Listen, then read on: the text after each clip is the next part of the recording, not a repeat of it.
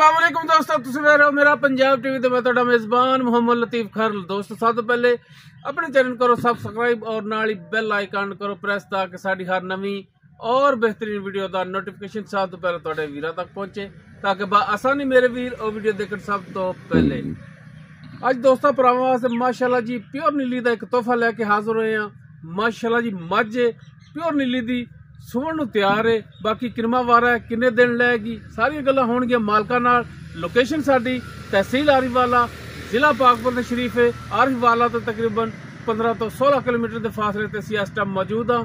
मझ वीरां दिखाने आ, बाकी गल्लां होणगियां मालकां नाल। गरंटियां सलियां मुकम्मल डिटेल लांगे मालकां तो। मुकम्मल मझ दा कद वीरां दे सामने कैमरे दी नज़र है।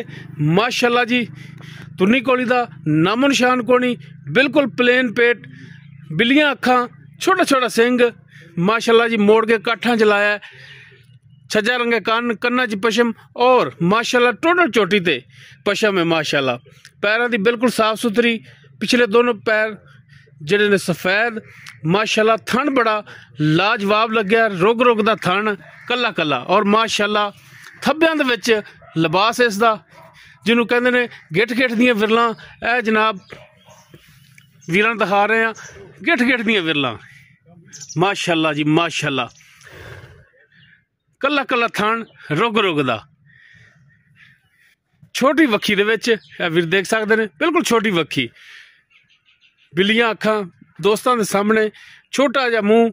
माशाल्लाह मझ नस्लों जातों हर पासों माशाल्लाह मझ पूरी है। और इंशाल्लाह वीरां दे दिल लगेगी। जिवें लिबास अगे उवें ही लिबास इसदा पिछे। माशाल्लाह असार तक लिबास इसदा जा रहा है। बिल्कुल बरीक धागे रंगी पुछल इसदी। जनाब इन माड़ा छड़ के टुरिया जे, बिल्कुल प्योर घरेलू मझ है, किसी व्यापारी के डेरे ते नहीं खड़े। मझ थोड़ा जा साडे तो इस वजह तो डर रही है क्योंकि घरेलू है। जनाब इन्हों माड़ा टोरिया जे लो जी टुन फिरन वीरां दे दोस्तों के सामने कैमरे की नज़र है। वीरां ने तसल्ली कर लेनी।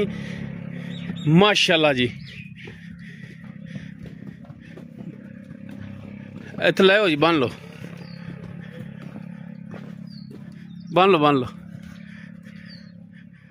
माशाल्लाह जी माशाल्लाह एहो जे तोहफे एहो जे नगीने बार बार नहीं आते।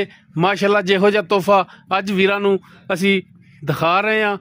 माशाल्लाह एक हड्डी दे विच चौड़ा पुट्ठा इसदा, हर पासों वीरां ने तसल्ली करनी है। बाकी लो जी बाकी हुण डिटेल इसदी वो हुण लांगे मालकां तो।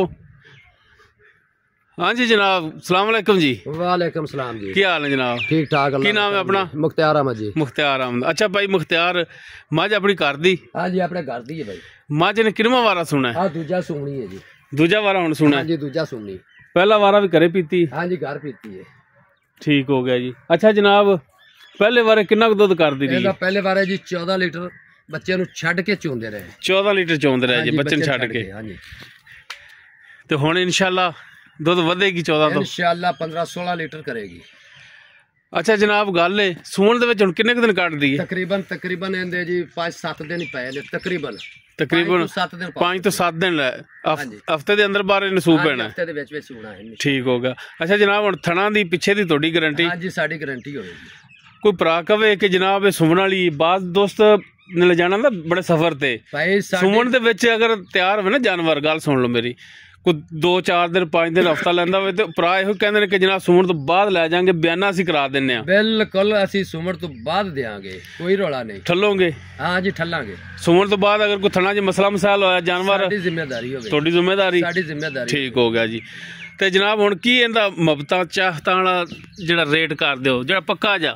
4,30,000 रुपया जी। 4,30,000। हाँ जी इस 4,30,000 दे विचों कोई कमी पेशी, कोई प्यार मुहब्बत कोई भरा आ गया तो कर लांगे, कोई गुंजाइश करोगे? हाँ जी गुंजाइश कर लांगे, प्यार मुहब्बत। ठीक हो गया जी, मेहरबानी जनाब। लो जी दूजा वारा सुना सुमन दे विच 5 तो 7 दिन लैगी। बाकी थणा दी पिछे दी ये मालकां दी गारंटी।